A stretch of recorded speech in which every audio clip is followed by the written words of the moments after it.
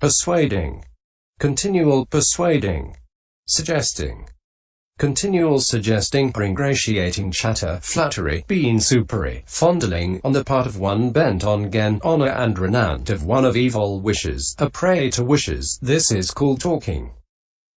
63. Herein, what is hinting? A sign to others.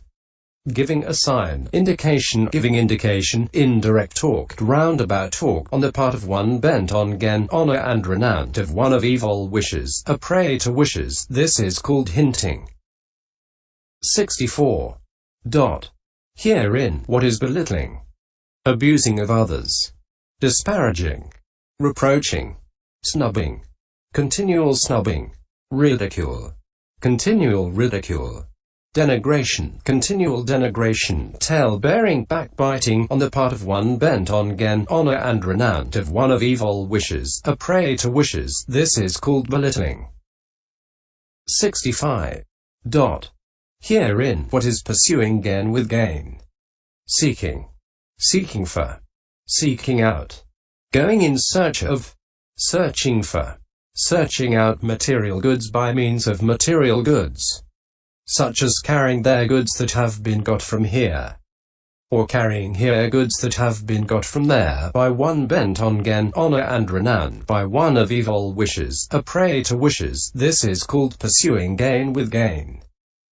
19. Viv 352-53. 66. The meaning of this text should be understood as follows. Firstly, as regards description of scheming on the part of one bent on gain, honor and renown is on the part of one who is bent on gain, on honor and on reputation. On the part of one who longs for them is the meaning. If one of evil wishes. If one who wants to show qualities that he has not got. A prey to wishes. 20. The meaning is of one who is attacked by them. And after this the passage beginning or by what is called rejection of requisites is given in order to show the three instances of scheming given in the Mahaniddesa as rejection of requisites. Indirect talk, and that based on deportment. 67. Herein, a bhikkhu is invited to accept robes, etc. And precisely because he wants them, he refuses them out of evil wishes. And then, since he knows that those householders believe in him implicitly when they think, oh, how few are our Lord's wishes, he will not accept a thing. And they put fine robes, etc., before him by various means. He then accepts, making a show that he wants to be compassionate towards them. It is this hypocrisy of his which becomes the cause of their subsequently bringing them even by cartloads, that should be understood as the instance of scheming called rejection of requisites. 68. For this is said in the Mahaniddesa. What is the instance of scheming called rejection of requisites? Here householders invite bhikkhus to accept robes, alms, food, resting place, and the requisite of medicine as cure for the sick. One who is of evil wishes, a prey to wishes, wanting robes, alms, food, resting place, the requisite of medicine as cure for the sick, refuses robes, alms, food, resting place, the requisite of medicine as cure for the sick, because he wants more. He says, what has an ascetic to do with expensive robes? It is proper for an ascetic to gather rags from a charnel ground or from a rubbish heap or from a shop and make them into a patchwork cloak to wear. What has an ascetic to do with expensive alms food? It is proper for an ascetic to get his living by the dropping of lumps of food into his bowl, while he wanders for gleanings. What has an ascetic to do with an expensive resting place? It is proper for an ascetic to be a tree-root dweller or an open-air dweller. What has an ascetic to do with an expensive requisite of medicine as cure for the sick?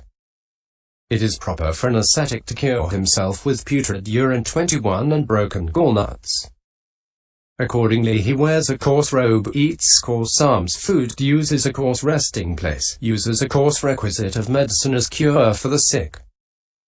Then householders think this ascetic has few wishes, is content, is secluded, keeps aloof from company, is strenuous, is a preacher of asceticism, and they invite him more and more to accept robes, alms, food, resting places, and the requisite of medicine as cure for the sick.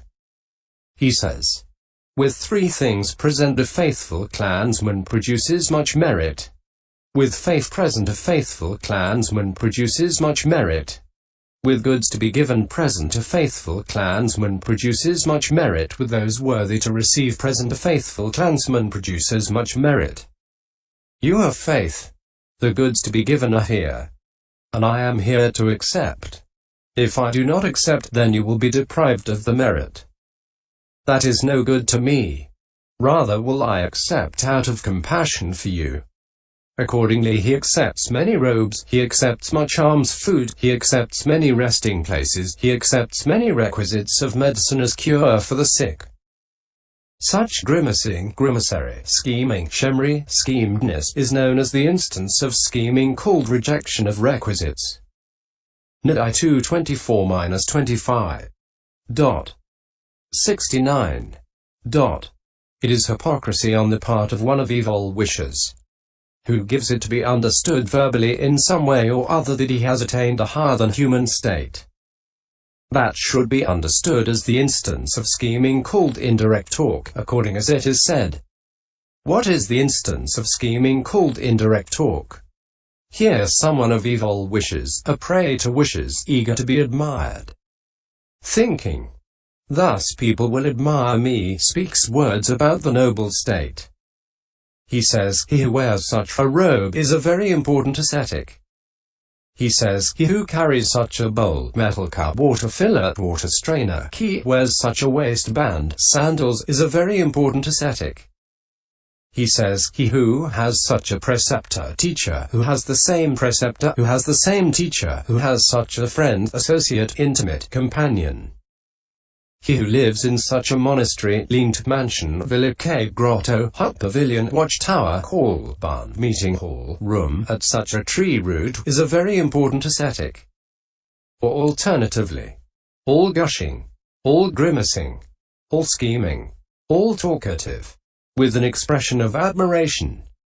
He utters such deep, mysterious, cunning, obscure, supramundane talk suggestive of voidness as this ascetic is an obtainer of peaceful abidings and attainments such as these. Such grimacing, grimacary, scheming, shemri, schemedness is known as the instance of scheming called indirect talk. Nidai 2:26-27. 70. It is hypocrisy on the part of one of evil wishes, which takes the form of deportment influenced by eagerness to be admired. That should be understood as the instance of scheming dependent on deportment, according as it is said. What is the instance of scheming called deportment? Here someone of evil wishes, a prey to wishes, eager to be admired, thinking, thus people will admire me, composes his way of walking, composes his way of lying down. He walks studiedly, stands studiedly, sits studiedly, lies down studiedly. He walks as though concentrated, stands, sits, lies down as though concentrated. And he is one who meditates in public. Such disposing, posing, composing of deportment, grimacing, grimacary, scheming, shemri, schemedness is known as the instance of scheming called deportment. Nidai 2:25-26. 71. Herein, the words by what is called rejection of requisites. Section 61. Mean, by what is called thus rejection of requisites. Or they mean, by means of the rejection of requisites that is so called. By indirect talk means, by talking near to the subject. Of deportment means, of the four modes of deportment. Postures. Disposing is initial posing or careful posing. Posing is the manner of posing. Composing is prearranging. Assuming a trust-inspiring attitude is what is meant. Grimacing is making grimaces by showing great intenseness. Facial contraction is what is meant. One who has the habit of making grimaces is a grimacer. The grimace's state is grimacery. Scheming is hypocrisy. The way, ayana, of a schemer, kuha, is shemery, kuhayana. The state of what is schemed is schemedness. 72. In the description of talking. Talking, it is talking thus on seeing people coming to the monastery. What have you come for, good people? What to invite bhikkhus? If it is that, then go along and I shall come later with my bowl, etc. Or alternatively, talking, it is talking by advertising oneself thus: I am Tissa, the king trusts me, such and such king's ministers trust me. Talking is the same kind of talking on being asked a question.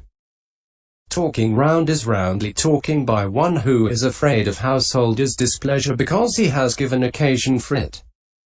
Talking up is talking by extolling people thus: he is a great landowner, a great ship owner, a great lord of giving. Continual talking up is talking by extolling people in all ways. 73. Persuading is progressively involving 23 people. Thus, lay followers, formerly you used to give first fruit alms at such a time. Why do you not do so now? Until they say, we shall give, venerable sir, we have had no opportunity, etc. Entangling is what is meant. Or alternatively, seeing someone with sugarcane in his hand, he asks, where are you coming from, lay follower? For the sugarcane field, venerable sir, is the sugarcane sweet there?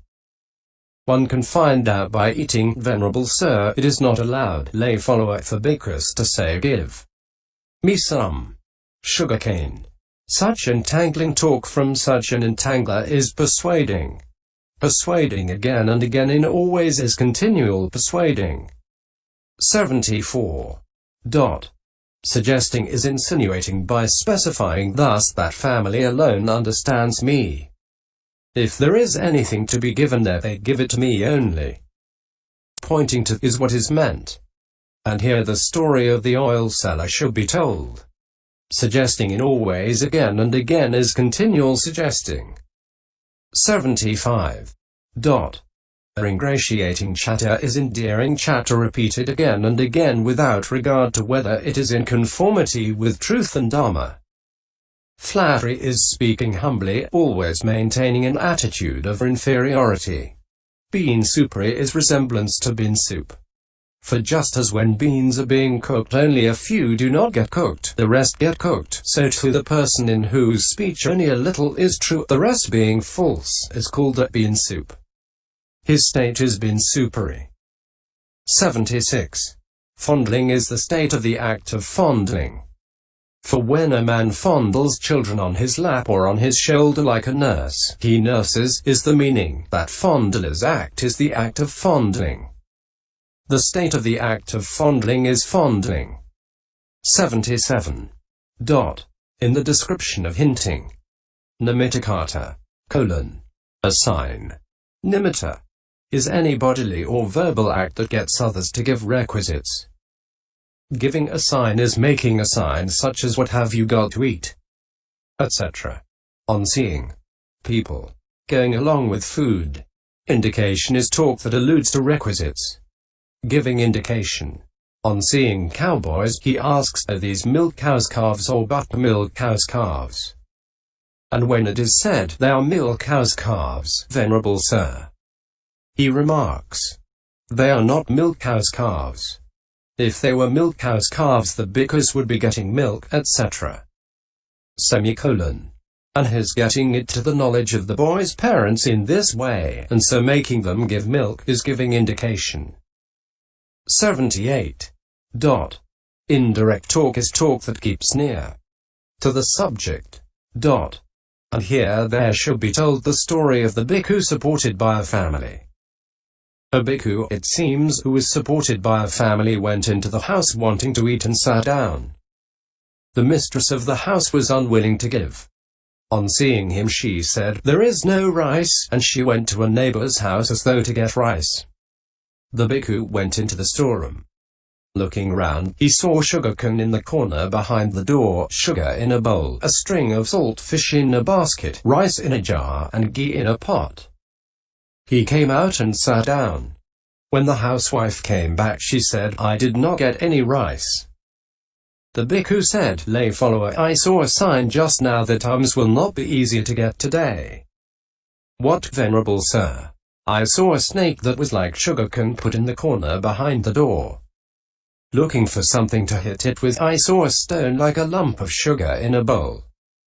When the snake had been hit with the clod, it spread out a hood like a string of salt fish in a basket, and its teeth as it tried to bite the clod were like rice grains in a jar. Then the saliva mixed with poison that came out of its mouth in its fury was like ghee put in a pot. She thought, there is no hoodwinking the shaveling, so she gave him the sugarcane and she cooked the rice and gave it all to him with the ghee, the sugar and the fish." 79. Such talk that keeps near to the subject should be understood as indirect talk. Roundabout talk is talking round and round the subject, as much as is allowed. 80. In the description of belittling, abusing is abusing by means of the 10 instances of abuse. Disparaging is contemptuous talk. Reproaching is enumeration of faults such as he is faithless, he is an unbeliever. Snubbing is taking up verbally, thus don't say that here. Snubbing in all ways, giving grounds and reasons, is continual snubbing. Or alternatively, when someone does not give, taking him up, thus, "Oh, the Prince of Givers," is snubbing. And the thorough snubbing, thus, "A mighty Prince of Givers," is continual snubbing. Ridicule is making fun of someone, thus, "What sort of a life has this man who eats up his seed? Grain?" Continual ridicule is making fun of him more thoroughly, thus, "What, you say this man is not a giver who always gives the words, 'There is nothing,' to everyone." 81. Denigration 26 is denigrating someone by saying that he is not a giver or by censuring him. All-round denigration is continual denigration. Tale-bearing is bearing tales from house to house, from village to village, from district to district. Thinking, "So they will give to me out of fear of my bearing tales." Backbiting is speaking censoriously behind another's back after speaking kindly to his face. For this is like biting the flesh of another's back when he is not looking, on the part of one who is unable to look him in the face. Therefore it is called backbiting. This is called belittling. Nipsikata, because it scrapes off. Nipasati, wipes off the virtuous qualities of others as a bamboo scraper. Upasika, does ungent, or because it is a pursuit of gain by grinding. Nipize it for, and pulverizing others' virtuous qualities, like the pursuit of perfume by grinding perfumed substances. That is why it is called belittling. 82. In the description of pursuing gain with gain. Pursuing is hunting after. Got from here is got from this house. There is into that house. Seeking is wanting. Seeking for is hunting after. Seeking out is hunting after again and again. The story of the bhikkhu who went round giving away the alms he had got at first to children of families here and there and in the end got in milk and gruel should be told here. Searching, etc. are synonyms for seeking, etc. And so the construction here should be understood thus. Going in search of is seeking. Searching for is seeking for. Searching out is seeking out. This is the meaning of scheming, and so on. 83. Now, as regards the words, the evil states beginning with section 42, here the words beginning